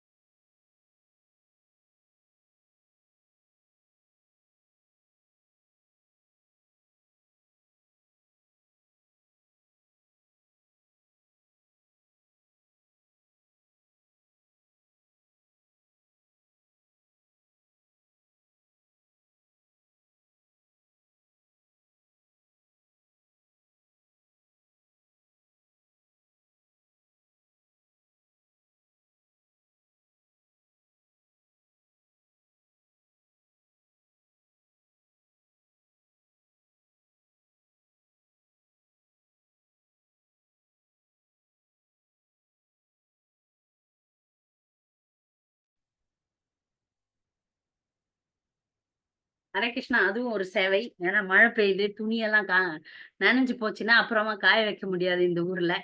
ஊறுகாய் காய வச்சிருந்தேன். மன்னிக்க வேண்டும் பக்தர்கள். சோ இதனால நாம பொருள்கள் மேல, மனிதர்கள் மேல நெறைய மூடத்தனமாக பற்று வச்சிருக்கிறோமா? அப்படின்றத நாம தான் ஆராய்ச்சி பண்ணிக்கணும். ஏன்னா நமக்கு வேண்டியவர்கள்லாம் நமக்கு சொல்லுவாங்களா? அப்படின்றத கேள்வி. ஏன்னா என்னை போன்ற மனிதர்கள் நாங்கலாம் பார்க்கிறோம். பல விஷயங்கள. ஆனா நான் சொல்ல மாட்டேன். சொல்றதில்ல. ஒரு முறை சொல்லி பார்த்து, அவங்க கேட்கறதில்ல. சரி கேட்கல அப்படின்னா, நான் பேசாம இருக்கிறது தான் எனக்கு நல்லது. இல்லையா? இந்த தவறை நான் செய்யாமல் இருப்பேன். அப்படின்ற பாடத்த நான் கத்துன்னு போயின்னே இருப்பேன். அவ்வளோதான். யார் மேலன்னா நான் தவறுகளை கண்டறிந்தேன் என்றால், இது நான் செய்யாம இருக்கணும். அவ்வளோதான். அப்படியாக நான் என் வாழ்க்கையை ஓட்டுகிறேன். நீங்க இந்த வாரம் ஒரு பாடமா வச்சுட்டு, ஒரு டெஸ்ட் இதுக்கு பேரு செல்ஃப் அனாலிசிஸ் அப்படின்னு பேரு. இந்த சுய அலசல் இல்லன்னா நம்மால பக்தியில முன்னேறவே முடியாது. நெறைய பேருக்கு அவங்க எப்படி இருக்கிறாங்கன்னே தெரியாது. இது ரொம்ப ஆச்சரியமா இருக்கும். அவங்க என்ன பண்றாங்க? என்ன பேசுறாங்க? அவங்களுக்கு தெரியாது. அவங்களுக்கு தெரியாது. நேத்து ஒரு மாரி பேசியிருப்பாங்க. இன்னைக்கு ஒரு மாதிரி பேசியிருப்பாங்க. அவர்களை பற்றி அவங்களே தெரியலன்னா, எப்படிதான் அவங்க அவங்கள திருத்தப் போறாங்க? தெரியாது. யார் சொன்னாலும் மண்டையில ஏற மாட்டேன்து. புத்தகத்திலயும் படிச்சு தெரிஞ்சுக்கிறது இல்ல. வித்தியாசமாக இருக்கிறார்கள். நான் கவலைப்படுவேன் அவங்களலாம் பார்த்து. இவங்களுக்கெல்லாம் சொன்னாலும் புரியாது. படிச்சும் தெரிஞ்சுக்க மாட்டாங்க. தானா எத்தன ஜென்மம் ஆகுமோ? விட்டுறலாம். நான் விட்டு விடுகிறது. சரி இத்தன லெக்சர் கேட்டு கூட புரிஞ்சு கொள்ளவில்லன்னா, நாம என்ன பண்ண முடியும்? சோ நாம இப்ப ஆழ்ந்து நம்முடைய வாழ்க்கையில இந்த கருத்துக்கள் எல்லாம் புரிந்து கொண்டோம் என்றால், நம்முள் இருக்கும் இந்த என்ன சொல்றது? வீட்ஸ் என்னன்னா களைகள். நம்முடைய மனதில் இருக்கும் களைகளை எடுத்து எறிய நமக்கு புரியும். நமக்கு அறிவு வரும். எந்த கலைகள் என்னுடைய மனசுல இருக்கு அப்படின்றத நீங்க தான் ஆராய்ச்சி பண்ணி, பண்ணி, பண்ணி, பண்ணி, ஓ! என்னிடம் பொறாமை இருக்கிறது. ஓ! என்னிடம் கோபம் இருக்கிறது. என்னிடம் காமம் இருக்கிறது. அப்படின்னு கண்டறியுங்கள். யார் மேலனா அதீதமான பற்று இருக்கிறது. அப்படின்றத கண்டறிந்து, அதை தூக்கி விலகி எடுத்து இந்த பிறவிலே அந்த வேலைலாம் நாமளே நமக்கு மருத்துவ சிகிச்சை பண்ணிக்கணும். நாமளே நமக்கு ஆப்பரேஷன் பண்ணணும். ஆப்பரேஷன் பண்ணலன்னா நோய் குணமாகாது. மருந்து மட்டும் சாப்பிட்டுட்டு, நோய்க்கு நோய அதிகப்படுத்துற விஷயங்கள நம்ம செஞ்சோம்னா, எப்படி நோய் குணமாகும்? மருந்து சாப்பிடுறோம் எல்லாருமே. எல்லாருமே ஹரே கிருஷ்ண மகாமந்திரம் சொல்றோம். ஆனா கூடவே அந்த மந்திரத்துக்கு எதிரான விஷயங்களை நிறைய செய்றோம். கடைசியில ஒரே ஒரு உதாரணம். பக்தி சித்தாந்த சரஸ்வதி தாக்கூர் சொன்னார் இந்த உதாரணத்தை. என்ன உதாரணம்னு பாத்தீங்கன்னா, ஒரு கல்யாண கூட்டம், கல்யாண கோஷ்டின்னு சொல்லுவோம்ல, கல்யாணம். அவங்க வந்து ஒரு படகுல ஏறிட்டாங்க. இரவு நேரம். ஆனா அந்த கங்கை கரையை கடக்கணும். அப்போ பெரிய பெரிய படகு. அதுல ஏறிட்டாங்க. ஒரு 50, 60 பேர் ஏறினாங்க. கல்யாணத்துக்கு போனோம். சரி. அப்போ வேகமா துடுப்பு போடுறாங்க. இரவு முழுக்க போடுறாங்க. பொழுது விடிஞ்சிடுச்சு. எல்லாரும் அப்படியே மயக்கத்துல தானே இருக்கிறாங்க. கண்ணு திறந்து பார்த்தா அதே இடத்துல இருக்கிறாங்க. என்னடா அது அப்படின்னு இவ்வளவு வேகமா போனோம். நம்ம இவ்வளவு நல்லா ஜெபம் பண்றோம். ஆனா ஒரு முன்னேற்றத்தையும் காணோம். என்னடா அது அப்படின்னு பார்த்தா, அந்த கப்பல் வந்து அந்த படகு நங்கூரம் பாசப்பட்டு அந்த கரையிலே கட்டப்பட்டு இருக்கிறது. நீங்க என்ன வேகமா துடுப்பு போடுறோம்னு இரவு நேரம் தெரியல மக்களுக்கு. நம்ம போறோம், போறோம், போறோம்னு நினைச்சுக்கிறாங்க. அப்புறமா பார்த்தா அந்த கரையிலேயே தான் இருக்கிறாங்க. கரையை விட்டு ஒரு அடி கூட எடுத்து வைக்கலையாம். அதுபோல நாம் ஜெபம் செய்யலாம், தீட்சை வாங்கலாம், எல்லாம் பண்ணலாம். ஆனால் என்னுடைய பற்றுகளை நான் இங்கேயே வச்சேன்னா மேல எப்படி போறது? ஐயோ! என் மொபைல் ஃபோனு, ஐயோ! என் புடவை, ஐயோ! என் நகை, ஐயோ! என் இது, எந்த அது. ஒரு வகுப்புல ஒரு பெண் வந்து என்கிட்ட கேட்கிறா. எனக்கும் என் குழந்தைக்கும் ஒரு சண்டை. "என்னா சண்டைம்மா?" அப்படின்னா, "ஒரு பெட்ஷீட் இருக்குது. அந்த பெட்ஷீட் எனக்கு தான் பிடிக்கும். அந்த பெட்ஷீட் போய்த்துக்கலன்னா எனக்கு தூக்கமே வராது. அந்த பெட்ஷீட் தான் வேணும்னு என் என் மகன் சண்டை போடுறான்." "அம்மா நீ தானம்மா பெருசு. அது பெட்ஷீட் தானே அத குடுத்துற வேண்டியது தானே." நான், "இல்ல எனக்கு அதுல தான் பற்று" அப்படின்றாங்க. ஓப்பனா. ஒரு பக்தரா இருந்துட்டு பெட்ஷீட் மேல பற்று, தட்டு மேல பற்று, டம்ளர் மேல பற்று, துணி மேல பற்று, அதெல்லாம் பற்றுலாம் தூக்கி அடிக்கணும். ஏன்னா எல்லாத்தையும் விட்டுட்டு தான் போணும். விட மாட்டேன்னு சொன்னாலும் யமராஜன் விட போறதில்ல. இல்ல நான் இந்த வீட்ட விட்டு போமாட்டேன். நான் இத விட்டு போமாட்டேன், அத விட்டு போமாட்டேன். எந்த இது, எந்த அதுன்னு நம்ம எத்தனையோ விஷயங்கள பிடிச்சு, பிடிச்சு, பிடிச்சு வைக்கிறோமே! அதெல்லாம் எடுத்துன்னு போ முடியாது. யமராஜன் வந்து டக்குன்னுவாரு. "கிளம்பு, கிளம்பு, கிளம்பு." அப்படி தெரிஞ்சதுக்கு அப்புறம் அது மேலலாம் ஏன் வைக்கணும்? இது இன்றைக்கு இருக்கிறது, அதனால பயன்படுத்திக் கொள்கிறோம். அவ்வளவுதான். இந்த பொருள் இன்று என்னிடம் இருக்கிறது, அதனால் பயன்படுத்திக் கொள்கிறேன். இல்லன்னா இல்லை. இல்லன்னாலும் பிரச்சனை இல்ல. அவ்வளவுதான். அது எதுவா இருந்தாலும் சரி. அந்த மனப்பக்குவத்தை நாம் கொண்டு வர வேண்டும். அதனால குலசேகர ஆழ்வார் சொல்றாரு, பௌதிகமான விஷயங்களில் நாம் வைக்கும் பற்றுகளை எடுத்து, நாராயணன் மீது பற்று வைக்க வேண்டும். நாராயணனுடைய நாமத்தை அமிர்தமாக குடிக்க வேண்டும். ஒரு ஸ்லோகத்துல சொல்லப் போறார். கிருஷ்ண நாமத்தை குடிக்க வேண்டும். கிருஷ்ண நாமத்தை நாம் பருக வேண்டும். அந்த மருந்தை நாம் பருக வேண்டும். அதுதான் நம்முடைய பௌதிக நோய்களுக்கான மருந்து. அதை நாம் பருக வேண்டும்னு சொல்வார். அது பின்னாடி நம்ம பார்க்கலாம். பக்தர்களுக்கு ஏதாவது சந்தேகம், கூடுதல் கருத்துக்கள் இருந்தா தெரிவிக்கலாம். ஹரே கிருஷ்ணா.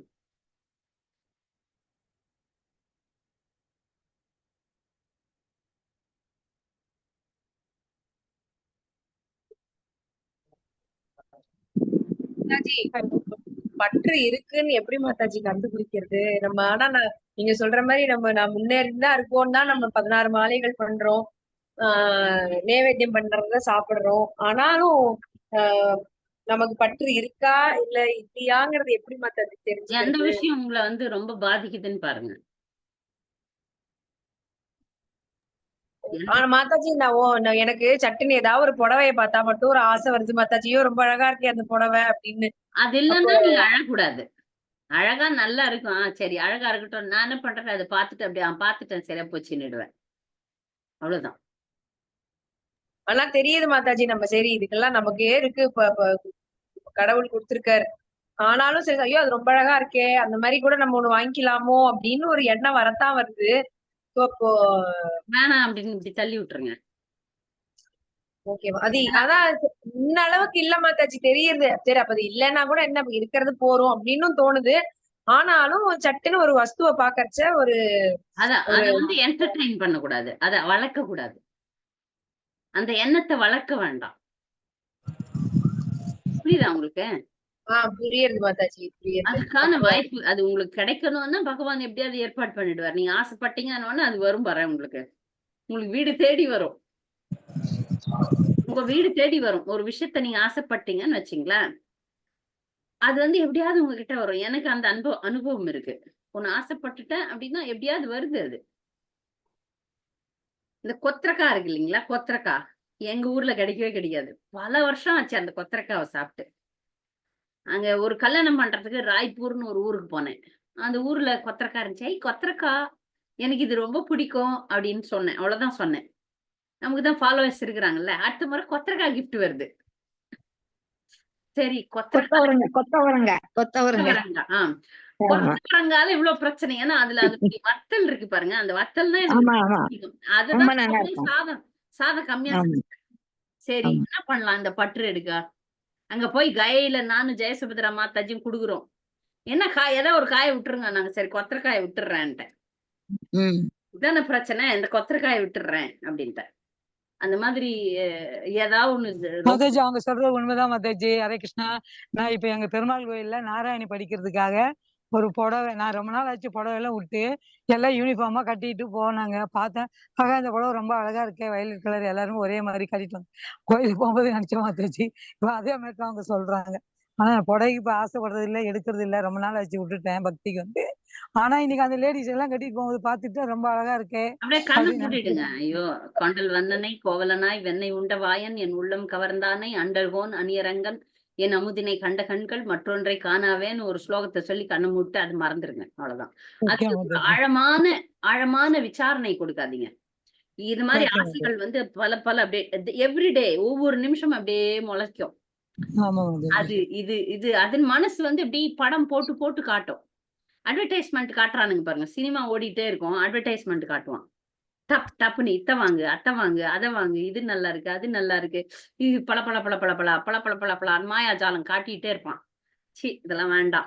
அப்படின்னு சொல்லி தள்ளி விடுங்க. இப்ப இது கூட இந்த புடவை ஆச்சு வேணாம். அதெல்லாம் அனுபவிச்சாச்சு வேண்டாம். அதுக்காக பல பிறவி எடுக்கணுங்க.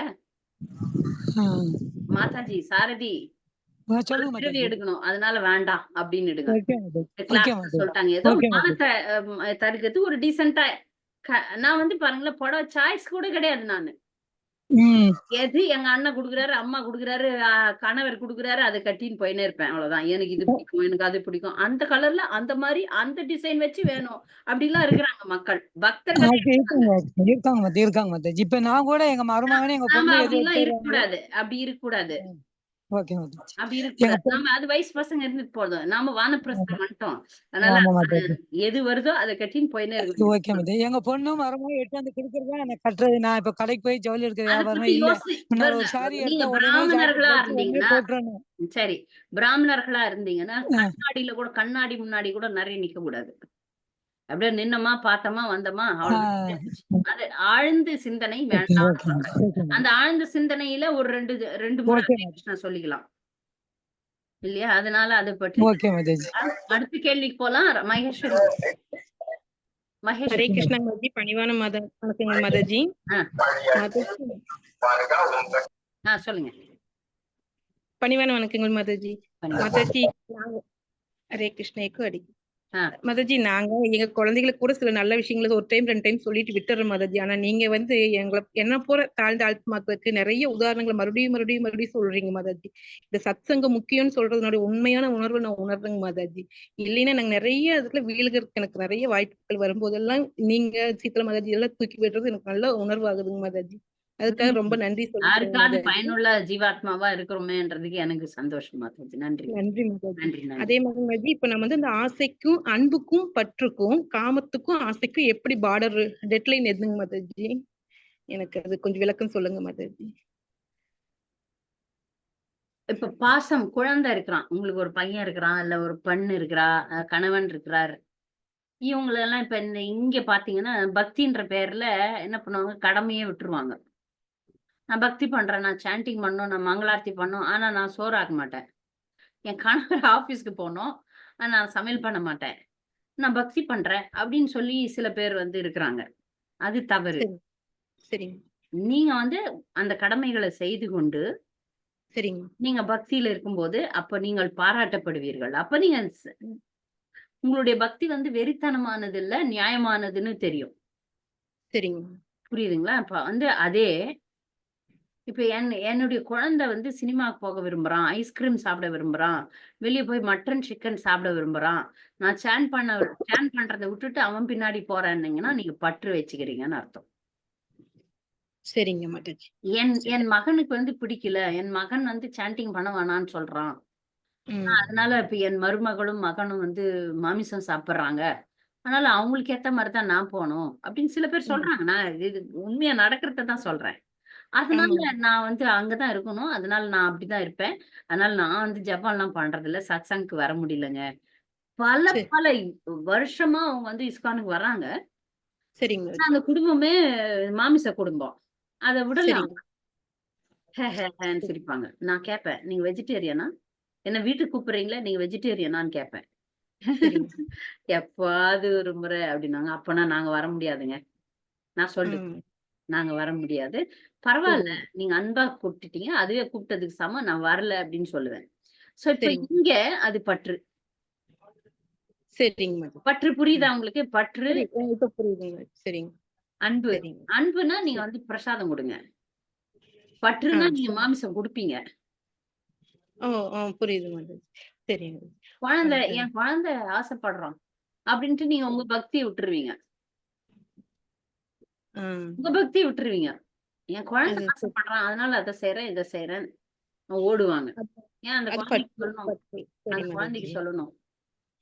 நான் வந்து பக்தர். நீ பக்தரா இருக்கிறதுன்னா என் கூட வா. நீ அபக்தரா இருந்தா உன்ன நான் ஒண்ணும் பண்ண முடியாது. ஆனா ம். என்ன கீழ தள்ளிடாத. என் குழந்தைக்கு ம். நான் தெளிவா சொல்றது அதான். உனக்கு சினிமா அந்த பார்க்கணுமா பார்த்துக்கோ. சரி மாதாஜி. உனக்கு சினிமா நாம அந்த அளவுக்கு ஸ்ட்ராங்கா நிக்கணும் முதல்ல. நீங்கலாம் சினிமா உங்க ம். வயசுல பார்த்துட்டீங்கல்ல அப்படின்னு என்ன கேக்குது. ம். அப்ப அது எனக்கு அதாங்க. எங்க அம்மா சொல்லலையே. நாங்க ம். வாழ்ந்த காலகட்டத்துல சினிமா தாங்க எல்லாமே. ம். ஊர்ல இருந்து மக்கள் வருவாங்க எங்க ஊருக்கு. சரிங்க. எங்க சரிங்க. ஊர்ல தான் தியேட்டர் இருக்குது. அவங்க ஊர்லாம் கிராமம். அங்கலாம் இல்ல. மக்கள் வருவாங்க சர்க்கஸ் பார்க்கறதுக்கும், சினிமா பார்க்கறதுக்கும், ஆஸ்பத்திரிக்கும் வருவாங்க. அவங்க சரிங்க. கூடலாம் கம்பெனி நான் தாங்க.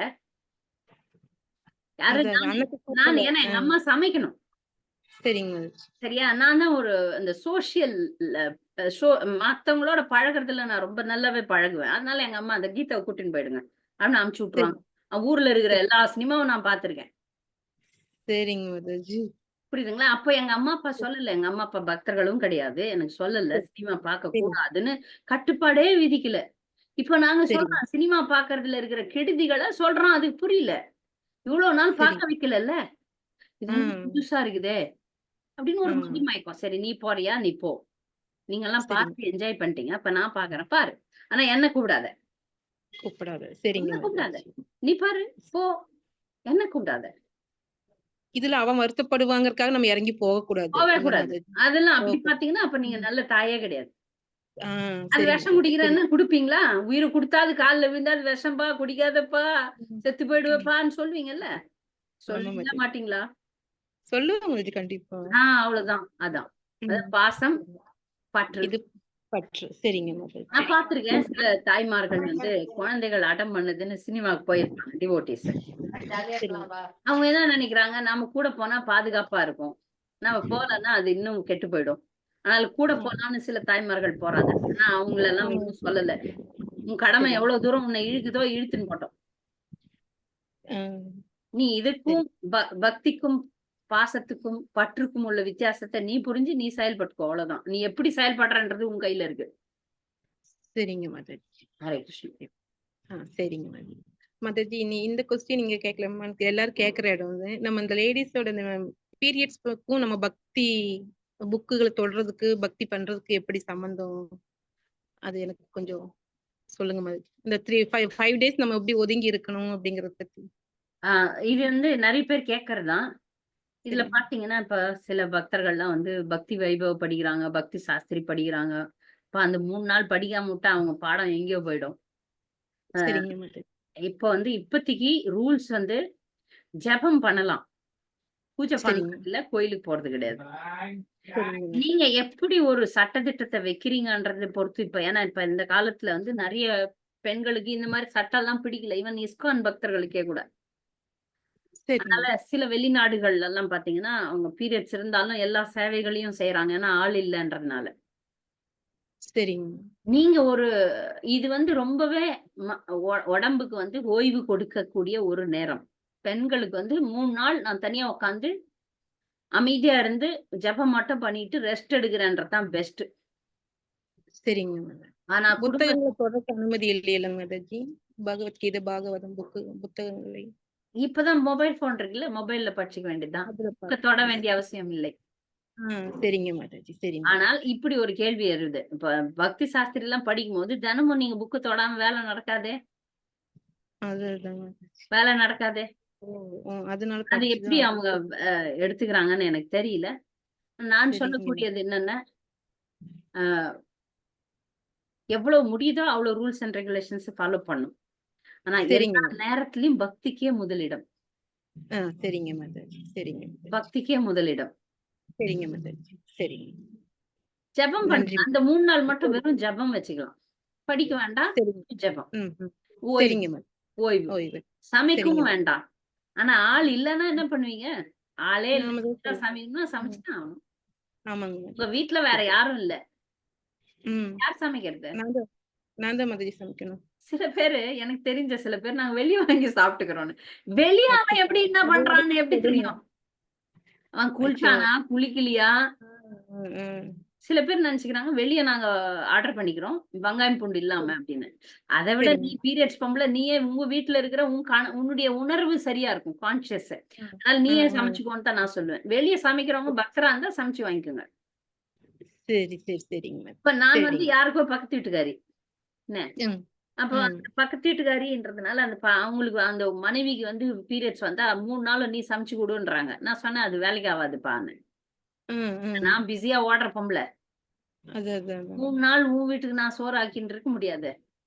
அதனால அது முடியாது. நீயே ஒரு சொல்யூஷனை தேடிக்கோ. சரிங்க. ஒரு முறை சமைச்சு கொடுத்தேன். சரிங்க.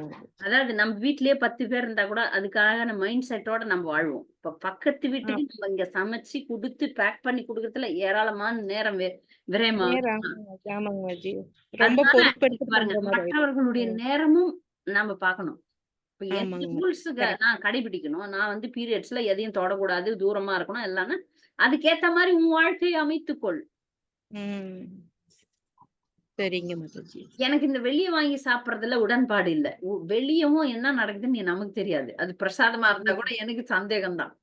என் கண் எதிர்த்து நான் பார்க்கணும். அப்பதான் எனக்கு சரி அந்த சந்தேகம் போகும். ஆனால் சில விஷயங்கள்ல நான் சாக்ரிஃபைஸ் பண்ணிக்கிறேன். இங்கே வந்து பக்தர்களுடைய ஹோட்டல்ஸ் இருக்கு. மாயாப்பூர்ல முழுக்க முழுக்க நீங்க வெளியே சாப்பிட்டுன்னு வாழலாம். சரிங்க. மாதிரி பக்தர்கள் பிரசாதம் எல்லா இடத்துலயும் கிடைக்குது, போறது வருது. இது ஒரு பெரிய வசதி மாயாப்பூரை பொறுத்த வரைக்கும். எங்களுக்கு எல்லாம் நான் இல்லைன்னா என் கணவர் குழந்தை எல்லாம் நல்லா ஜாலியாவே இருப்பாங்க. ஏன்னா வெளியே சாப்பிட்டுக்குவாங்க. சரி சரிங்க மாதாஜி. சரிங்க. சரியா? அதனால நீங்க தான் உங்க வீட்டுக்கு ஒரு சட்ட திட்டத்தை தயார் பண்ணணும். இது கலியுகம். கீதா மாதாஜி இப்படி சொல்லிட்டாங்க, அதனால நான் இதை செய்ய மாட்டேன், அதை செய்ய மாட்டேன்னா அங்க வேற மாதிரி ஒரு எதிர்வினைகள் வரலாம். ஆமாங்க. அதனால நான் இததான் நீங்க செய்யுங்கன்னு சொல்ல முடியாத நிலையில நான் இருக்கிறேன். உங்களுக்குன்னு நீங்க ஒரு விதியை நீங்களே நிர்மாணம் பண்ணிக்கணும். சரிங்க மாதாஜி, சரிங்க. உங்களுக்கே நீங்க வந்து நீங்க உங்க வீட்டுல வேற சமைக்க ஆளே இல்லைன்னா நீங்க தான் சமைக்கணும். அந்த சமைச்ச விஷயங்களை நான் சில பேருக்கு சொல்றது எப்படின்னா, சமைச்ச பிறகு அது வந்து தீயில வச்சிடுறீங்க. அதுக்கப்புறம் அது உள்ள இப்ப சாதம் சமைக்கிறீங்க, சாதத்துள்ள நீங்க கை வைக்க வேண்டியது இல்ல. சாதம் சமைச்சிட்டீங்கன்னா அது உங்க கணவர் வந்து நைவேத்தியம் பண்ணலாம். அது கூட ஆள் இல்லைன்னா அப்படியேதான், அவ்வளவுதான், வேற வழி இல்லை. ஏன்னா நிறைய குடும்பங்கள்ல அந்த பெண்ணை தவிர வேற ஆள் இல்ல. யார் அப்ப சமைக்கிறது? அதுதான் எல்லாம் அப்படிதான் இருக்குங்க. அதனால சமையல் நீங்க செய்ய ஆரம்பிச்சீங்கனாலே அதுதான். அதுக்கப்புறம் என்ன பண்ணணும், நீங்க சுத்தமானதுக்கு அப்புறம் வீட்டையே அந்த சாமானுங்களுக்கே அந்த மஞ்சள் தண்ணியோ, கங்கா தண்ணியோ, இல்ல அந்த கோமியம் இருக்கு இல்லையா, அதை வச்சு எல்லாத்தையும் சுத்தம் பண்ணிட்டு திருப்பி நீங்க உங்களுடைய ரொட்டீனுக்கு வரணும். சரிங்க மாதாஜி. நன்றி மாதாஜி, நன்றி மாதாஜி. அதுக்குதான் நான் வந்து பெரும்பாலான பக்தர்களுக்கு சொல்றது, விக்கிரகம் வச்சுக்காதீங்க. சரிங்க மாதாஜி. போட்டோ வச்சு சாமி கும்பிடுங்க. போட்டோக்கு வந்து நிறைய ரூல்ஸ் கிடையாது. போட்டோலயே நீங்க எல்லாமே பண்ணிக்கலாம். பகவானை வந்து கோயில்ல தான் நாங்க விக்கிரக வழிபாட்டுக்கு அனுமதி உண்டு. வீட்டுல இருக்கீங்களா நீங்க வந்து போட்டோ வச்சுக்கோங்க. அதுல வந்து உங்களுக்கு நேரமும் நிறைய நேரம் கிடைக்கும். அப்ப நிறைய ஜெபம் பண்ணுங்க. ஆமாங்க நிறைய ஜெபம் பண்ணுங்க. அதனால இப்ப எனக்கு தெரிஞ்சு புது பக்தர்களுக்கெல்லாம் நான் சொல்றேன், போட்டோ வச்சுங்க. வெறும் போட்டோ வந்து ஒரு சுத்தமான துணியில தொடச்சு ஒரு விளக்கேத்துனா உங்க வேலை முடிஞ்சிடும். ஆனா நீங்க நான் ஆமாம். வச்சுக்கிறேன், ராதா கிருஷ்ணரை வச்சுக்கிறேன், கௌரவ தாயரை வச்சுக்கிறேன், இந்த பெரிய ஜெகநாதரை வச்சுக்கிறேன். எப்படி தினம் ஜெகநாதர் இருந்தாருன்னா அவர் கை காயவே கூடாதான். அவ்வளவு சாப்பாடு போடணும் நீங்க. சரிங்க மாதாஜி. 6 கால பூஜை நீங்க பண்ணணும். அதெல்லாம் நீங்க பண்ண முடியுமா என்ன வீட்டுல? இல்ல மாதாஜி, இப்ப அந்த இதுதான் சூழ்நிலை இல்ல. முக்கியத்துவம். நிறைய ஜெபம் பண்ணுங்க, ஜெபம் பண்ணுங்க, ஜெபம் பண்ணுங்க. ஜெபம். சரிங்க மாதாஜி. விக்கிரக ஆராதனை கோயில்ல நல்லாவே பண்றாங்க. அங்க போய் பகவான வாரத்துல 1 முறை 2 நாள் 2 முறை 3 முறை பார்த்துட்டு தரிசனம் பண்ணிட்டு சாமி கும்பிட்டுட்டு வந்துருங்க. வீட்டுல சரிங்க மாதாஜி. விக்கிரகம் வைக்க நமக்கு தகுதி இல்ல. சில பேர் வச்சுக்கிறாங்க, சரிங்க. அவங்களுக்கு தகுதி இருக்கு. உங்களுக்கு தகுதி ம். இல்லை, அதனால வச்சுக்க வேண்டாம். சரிங்க மாதாஜி. சரிங்க. ஏன்னா ரொம்ப இத்தனை நன்றிங்க. ரூல்ஸ் கடைபிடிக்கணும். ஒரு வீட்ல ஒரு 4, 5 அதுதான். பேர் இருந்தாங்கன்னா, அவங்க இவங்க இல்லன்னா அவங்க, அவங்க இல்லன்னா அவங்க, அவங்க இல்லன்னா அவங்க. ஆனா எல்லாருமே நம்ம ஒரே பக்தர்களா இருந்தா ஒருத்தரா இருந்து என்ன பண்றது? கண்டிப்பா மாதாஜி. அதுதான் மாதாஜி. புரியுது மாதாஜி. ஹரே கிருஷ்ணா. ஹரே கிருஷ்ணா. நன்றிங்க மாதாஜி. வேற ஏதாவது கேள்விகள்?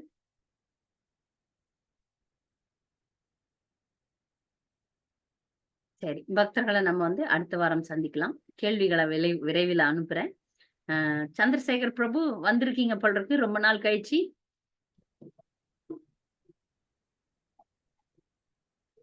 ஹரே கிருஷ்ணா மாதாஜி. நேத்து வீடியோ கிளாஸோட வீடியோ அனுப்புங்க. யூடியூப் அனுப்பிட்டு அனுப்பியிருக்கீங்க. சரி சரிங்க இல்ல மாதாஜி. நான் போட்டுட்டேன், அனுப்புறேன். நான் அனுப்புறேன் மாதாஜி. கேள்விகளை சரிங்க. அனுப்புறேன். கேள்விகளை சரிங்க. அனுப்புறேன். வாஞ்சா நன்றி கிருபா மாதாஜி. திருப்பச கிருபா சிந்து பேவச்ச பतितानां पावनेभ्यो वैष्णवेभ्यो भावनेभ्यो वैष्णवेभ्यो नमो नमः। நன்றி. ஹரே கிருஷ்ணா.